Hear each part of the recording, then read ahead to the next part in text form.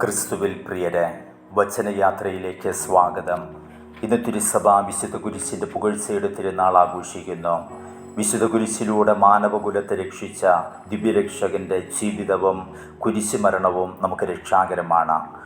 വിശുദ്ധ യോഹന്നാൻ 12:13 പറഞ്ഞിരിക്കുന്നു, ഞാൻ ഭൂമിയിൽ നിന്ന് ഉയർത്തപ്പെടുമ്പോൾ എല്ലാറ്റിനെയും ഞാൻ എൻ്റെ പക്കലേക്ക് ആകർഷിക്കും. നാം വിശുദ്ധ കുരിശിനാൽ ആകർഷിക്കപ്പെടുമ്പോഴാണ് ക്രൈസ്തവ ജീവിതം അർത്ഥവത്തായി മാറുക. വിശുദ്ധ ലിയോ പാപ്പ പറഞ്ഞിരിക്കുന്നു, കർത്താവേ, അങ്ങയുടെ കുരിശ് എല്ലാ അനുഗ്രഹങ്ങളുടെയും ഉറവിടമാണ്, എല്ലാ വരങ്ങളുടെയും കാരണമാണ്. അതുവഴി വിശ്വാസികൾ ബലഹീനതയിൽ ശക്തിയും ലജ്ജയിൽ മഹത്വവും മരണത്തിൽ ജീവനും കണ്ടെത്തുന്നു.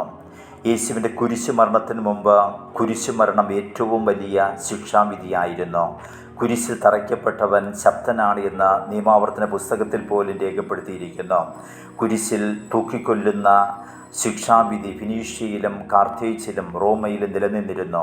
അടിമകൾ, കള്ളന്മാർ, കൊലപാതകികൾ, രാജ്യദ്രോഹികൾ തുടങ്ങിയവരെയാണ് കുരിശിൽ തൂക്കിക്കൊന്നിരുന്നത്. എന്നാൽ നീതിമാനായ ക്രിസ്തുവിൻ്റെ കുരിശുമരണത്തോടെ കുരിശിന് പുതിയ അർത്ഥവും ചൈതന്യവും രക്ഷാകരമായ ദിവ്യത്വവും കൈവന്നു. AD 326 ഹെലേന രാജ്ഞിയുടെ നേതൃത്വത്തിൽ യേശുവിനെ തറച്ച യഥാർത്ഥ കുരിശ് കണ്ടെത്താൻ ശ്രമം നടത്തുകയും രാജ്ഞി ജെറുസലേമിലെ മെത്രാനായിരുന്ന മക്കാരിയൂസിനോട് കാൽവരിയിൽ ഒരു ദൈവാലയം നിർമ്മിക്കാനുള്ള ആഗ്രഹം പ്രകടിപ്പിക്കുകയും ചെയ്തു. തുടർന്ന് ഗാഗുൽത്തായിൽ 3 കുരിശുകൾ കണ്ടെത്തുകയും ഇവയിൽ ഏതാണ് യേശുവിനെ തറച്ച കുരിശെന്നറിയാൻ രോഗിണിയായ ഒരു സ്ത്രീയെ കൊണ്ട് ഈ കുരിശുകളെ സ്പർശിക്കുകയും ചെയ്തു. യേശുവിനെ തറച്ച കുരിശിൽ അവൾ സ്പർശിച്ചപ്പോൾ സൗഖ്യം പ്രാപിച്ചു. അങ്ങനെ യഥാർത്ഥ കുരിശ് കണ്ടെത്തി ഗാഗുൽത്തായിൽ ഒരു ദൈവാലയം നിർമ്മിക്കുകയും ചെയ്തു. വിശുദ്ധ കുരിശിൻ്റെ മഹത്വം ഇതിനു മുമ്പ് തന്നെ വെളിപ്പെടുത്തിയിരുന്നു. AD 312 റോമിലെ കോൺസ്റ്റന്റീൻ ചക്രവർത്തി കരുത്തനായ മാക്സെൻസിയൂസ് രാജാവിൻ്റെ ആക്രമണം ഭയന്നിരിക്കുമ്പോൾ അദ്ദേഹം ആകാശത്തിൽ ഒരു അടയാളം കണ്ടു. ആകാശത്തിൽ കുരിശാകൃതിയിൽ ഒരു പ്രകാശവും അതിനെ വലയം ചെയ്ത് വൃത്താകൃതിയിലുള്ള ഒരു ഉല്ലേഖനവും, ഈ അടയാളത്തിൽ നീ യുദ്ധം ജയിക്കും. പ്രസ്തുത അടയാളം പതാകയിൽ ഉല്ലേഖനം ചെയ്ത് യുദ്ധം ചെയ്യുകയും യുദ്ധത്തിൽ വിജയം വരിക്കുകയും ചെയ്തു. തുടർന്ന് AD 313 മിലാൻ വിളംബരത്തിലൂടെ ക്രൈസ്തവ പീഡനം അവസാനിപ്പിക്കുകയും ക്രൈസ്തവർക്ക് സ്വാതന്ത്ര്യം നൽകുകയും ക്രൈസ്തവ മതം റോമിൽ ഔദ്യോഗിക മതമായി പ്രഖ്യാപിക്കുകയും ചെയ്തു. അങ്ങനെ 3-ാം നൂറ്റാണ്ട് മുതൽ വിശുദ്ധ കുരിശിൻ്റെ പുകഴ്ചയുടെ തിരുനാൾ ആചരിച്ചു വരികയാണ്. ഇന്നത്തെ തിരുവചനം വിശുദ്ധ യോഹന്നാൻ്റെ സുവിശേഷം 3-ാം അധ്യായം 13 മുതൽ 17 വരെയുള്ള വാക്യങ്ങളാണ്. യേശുവും നിക്കോദേമോസും തമ്മിലുള്ള സംഭാഷണമാണ് വചന പശ്ചാത്തലം. വചനത്തിൽ പറഞ്ഞിരിക്കുന്നു, മോശ മരുഭൂമിയിൽ സർപ്പത്തെ ഉയർത്തിയതുപോലെ തന്നിൽ വിശ്വസിക്കുന്നവന് നിത്യജീവൻ ഉണ്ടാകേണ്ടതിന് മനുഷ്യപുത്രനും ഉയർത്തപ്പെടേണ്ടിയിരിക്കുന്നു. മനുഷ്യപുത്രൻ്റെ ഉയർത്തപ്പെടലിനെ പറ്റിയാണ് വചനം പ്രതിപാദിക്കുന്നതും. അതും യേശുവിൻ്റെ കുരിശുമരണത്തെക്കുറിച്ചുള്ള വിശുദ്ധ യോഹന്നാൻ്റെ സുവിശേഷത്തിലെ പ്രവചനമായി കാണാൻ കഴിയും.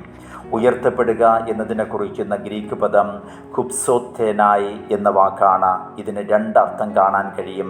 ഒന്നാമതായി ഒരാളെ കുരിശിൽ തറച്ചുയർത്തുക എന്നതും രണ്ടാമതായി മഹത്വീകരണം പ്രാപിക്കുക എന്നതും. ഈ 2 അർത്ഥതലങ്ങളും യേശുവിൻ്റെ മഹത്വീകരണത്തിൽ കുരിശുമരണത്തിൽ കാണാൻ കഴിയും. സമാന്തര സുവിശേഷകന്മാർ യേശുവിൻ്റെ സഹനത്തിന് തങ്ങളുടെ സുവിശേഷങ്ങളിൽ ഊന്നൽ കൊടുക്കുമ്പോൾ വിശുദ്ധ യോഹന്നാനിൽ കുരിശിൽ ഉയർത്തപ്പെട്ട യേശുവിൻ്റെ മഹത്വീകരണത്തിനാണ് പ്രാധാന്യം നൽകുക. യേശു കുരിശിൽ ഉയർത്തപ്പെട്ടപ്പോൾ തന്നെ അവിടുന്ന് മഹത്വീകരണം പ്രാപിച്ചു. എന്നാൽ യേശുവിൻ്റെ ഉത്ഥാനമാണ് മഹത്വീകരണമായി സമാന്തര സുവിശേഷകന്മാർ വിവക്ഷിക്കുന്നത്. വിശുദ്ധ യോഹന്നാൻ കുരിശിൽ തന്നെ മഹത്വീകരണം സംഭവിച്ചു എന്ന് തൻ്റെ സുവിശേഷത്തിൽ വ്യക്തമാക്കുന്നു. കുരിശിലെ മഹത്വീകരണത്തിലൂടെ ദൈവത്തിൻ്റെ അനന്തമായ സ്നേഹമാണ് അവിടുന്ന് വെളിപ്പെടുത്തുന്നത്. സംഖ്യയുടെ പുസ്തകം 21, 8, 9 വചനങ്ങളിൽ വിവരിച്ചിരിക്കുന്ന പിച്ചള സർപ്പം എന്ന സംഭവം യേശുവിൻ്റെ കുരിശിലെ മഹത്വീകരണത്തെയും അതിലൂടെ മനുഷ്യവർഗത്തിന് ലഭിച്ച രക്ഷയെയും വിശദമാക്കാൻ വിശുദ്ധ യോഹന്നാൻ വിവരിച്ചിരിക്കുന്നു. പാപം ചെയ്ത ഇസ്രായേൽക്കാരെ ശിക്ഷിക്കാൻ അവിടെ മധ്യത്തിലേക്ക് ആഗ്നേയ സർപ്പങ്ങൾ അയക്കപ്പെട്ടു. എന്നാൽ പാപത്തിൻ്റെ കൽപ്പന പ്രകാരം ദൈവത്തിൻ്റെ കൽപ്പന പ്രകാരം മോശ ഒരു തൂണിൽ പിച്ചള സർപ്പത്തെ ഉയർത്തി. അതിലേക്ക് നോക്കുന്നവർ പാമ്പുകടിയിൽ മൃതിപ്പെടാതെ രക്ഷ പ്രാപിച്ചു. തൂണിൽ ഉയർത്തപ്പെട്ട പിച്ചള സർപ്പം കുരിശിൽ ഉയർത്തപ്പെട്ട യേശുവിൻ്റെ പ്രതിരൂപമാണ്. പിച്ചള സർപ്പത്തിലേക്ക് നോക്കിയവർ സൗഖ്യം പ്രാപിച്ചെങ്കിൽ കുരിശിൽ ഉയർത്തപ്പെട്ട യേശുവിൽ വിശ്വസിക്കുന്നവർ നിത്യജീവൻ പ്രാപിക്കും. യെശയ്യാ 52:13 പറഞ്ഞിരിക്കുന്ന എൻ്റെ ദാസൻ അത്യുന്നതങ്ങളിൽ ഉയർത്തപ്പെടുകയും പുകഴ്ത്തപ്പെടുകയും ചെയ്യുമെന്ന സകലദാസനെക്കുറിച്ചുള്ള പ്രവചനവും യേശുവിൽ നിറവേറിയതായി കാണാം. വിശുദ്ധ കുരിശ് ഇന്ന് നമ്മുടെ അഭിമാനത്തിൻ്റെ പ്രതീകമാണ്. നമ്മുടെ ശരീരത്തിലും വീട്ടിലും സ്ഥാപനങ്ങളിലും കുരിശ് രൂപം കാണാൻ കഴിയും. കുരിശ് മരണം വഴിയാണ് ക്രിസ്തു നമ്മെ രക്ഷിച്ചത് എന്നതുകൊണ്ട് വിശുദ്ധ പൗലോസ് പറയുന്നു, ഞാൻ യേശുവിൻ്റെ കുരിശിൽ അഭിമാനം കൊള്ളുന്നു. ഗലാത്യർക്ക് എഴുതിയ ലേഖനം 4:14 പറഞ്ഞിരിക്കുന്നു, നമ്മുടെ കർത്താവായ യേശു ക്രിസ്തുവിൻ്റെ കുരിശിലല്ലാതെ മറ്റൊന്നിലും മേന്മ ഭവിക്കാൻ എനിക്ക് ഇടവരാതിരിക്കട്ടെ എന്നാണ്. കൊറിന്തോസ്യർക്ക് എഴുതിയ 1 ലേഖനം 1:23 യഹൂദർക്ക് ഇടർച്ചയും വിജാതിയർക്ക് പോഷത്വവുമായ ക്രൂശിക്കപ്പെട്ട ക്രിസ്തുവിനെയാണ് വിശുദ്ധ പൗലോസ് പ്രസംഗിക്കുന്നത്. ഗലാത്യർ 2:20 ഞാൻ ക്രിസ്തുവിനോടുകൂടി ക്രൂശിതനായിരിക്കുന്നുവെന്നും പൗലോസ് അവകാശപ്പെടുന്നു. കൊറിന്തോസ് 1:18 നാശത്തിൽ ചരിക്കുന്നവർക്ക് കുരിശിൻ്റെ വചനം പോഷത്വമാണ്, രക്ഷയിലൂടെ ചരിക്കുന്ന നമുക്ക് അത് ദൈവത്തിൻ്റെ ശക്തിയത്രേ.